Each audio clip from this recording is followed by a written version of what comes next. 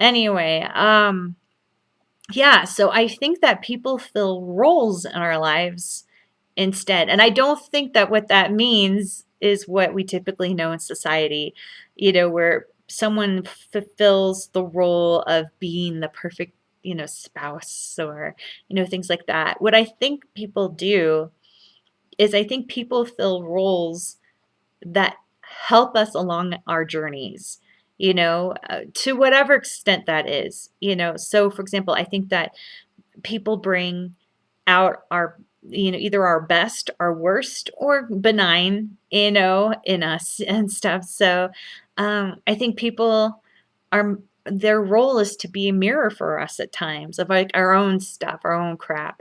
I think people have a role to either cheer us on or boo us onward. Because you can take those boos and be like, screw you, I'm moving forward with my life, or like, oh, wow, good to know you're super disappointed in that. Okay, well, I'm going to push myself forward. I think people are meant to steady us at certain moments. Um, but I don't think that they're meant to like carry us long term. I think there's a big difference between those two. And I think that, people's roles in our lives is to allow us to do the same for them, is to help them bring out their best or maybe their worst at times too. To for us to have the opportunity to cheer them on or give them feedback like, hey, I think you need to work some stuff out. Yeah, so I think that when it comes then to um being able to combat and get over, the extreme disappointment that we can feel in people at times, it's to have more of an understanding of like why are they in our lives, and the reason why I think everyone is in our lives is for to help us grow and to help us become a better person. So anyway, yeah, and to me, I think that another thing that I think was really helpful is just the whole idea and understanding of love.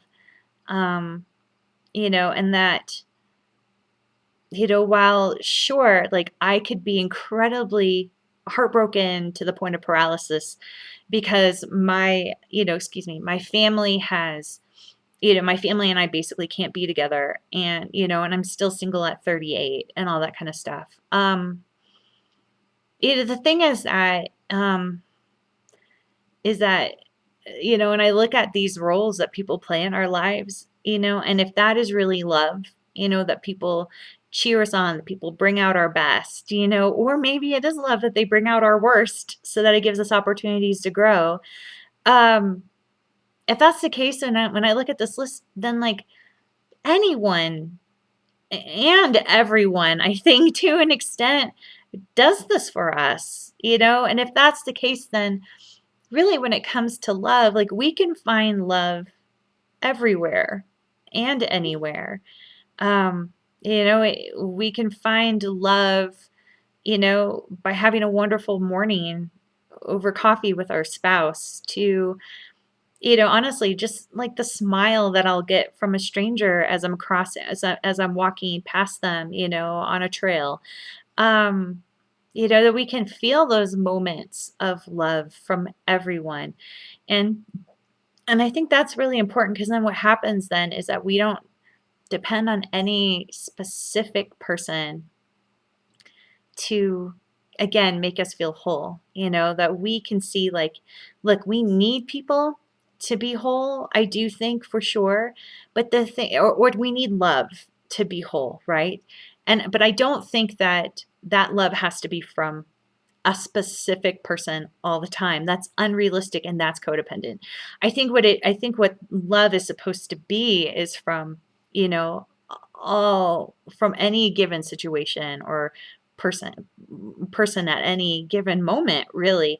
And then that way then, our spouse, our children, our parents are off the hook, when they can't be there for us at specific times or in specific ways that we want them to be.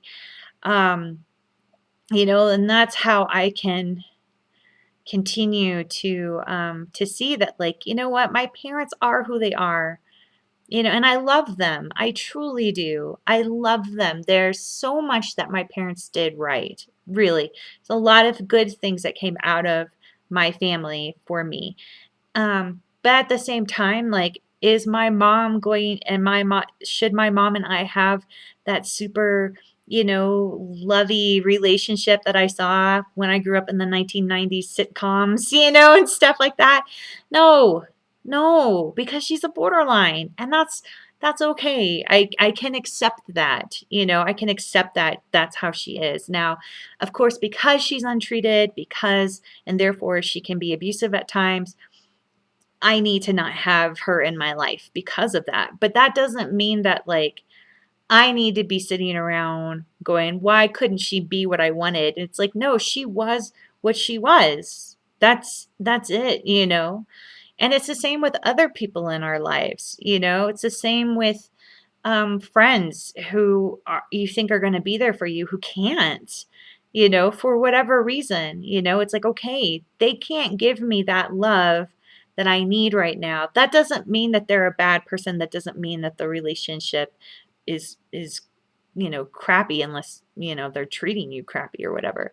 But it's like, okay, then, that means that I've got other avenues to go down, and I don't have to make this person feel like crap because they're not there for me like I wish they were, and stuff like that. So anyway, yeah. So when I feel like there's a hole in my life because, I'm taking someone's behavior personally, I need to remember that it means that I'm not fully inhabiting myself, and that I'm walking the dangerous line, or I've crossed the dangerous line into codependency. So what do I need to do? First off, I need to hunker down and see what lies I'm believing about myself.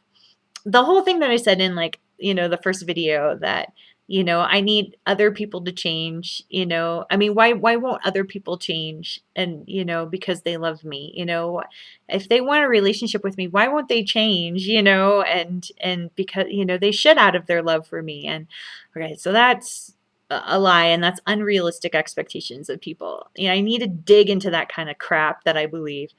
Yeah, I need to take time to heal myself, too. And remember, like, yeah, like, this pain's coming up because of the way I grew up and how I've, kind of continued those habits and those mindsets. And that's really hard, and I need to, like, heal and go, it's okay, April, that you were given a false understanding of how people are supposed to be in your life. Yeah, that's not earth shattering at all to you for the rest of your life anyway. Um, and I also need to forgive that person, and let them off the hook. I mean, that's been one cool thing about this week is that, um, I'm not angry at my mom. Um, and the whole thing that's gone down with her and my dad, I'm just like, it just is what it is, and stuff. So I'm able to forgive, which is good. And then I need to accept and love what I can of that person. I think that's really important too.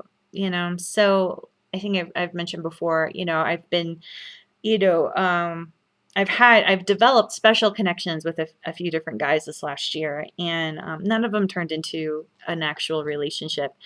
And, and I needed to um, accept that, but still, what I can do is still love, those certain qualities of those guys, and still go, you know what, he's a good guy. Like, look, he does this and this, and look at how great he is, or solid he is, or things like that, and stuff like that, instead of being like, oh, he's bad, blah, blah, blah. Again, that's like BPD, black and whiting stuff. Uh, um, and then also too, I need to forgive myself for having unrealistic expectations of a person, and go, wow, yeah. What was that? Oh, that was my codependency coming out. Yay. Yeah, and be able to be like and say, like, look, these are normal trappings of an adult child of a BPD mother.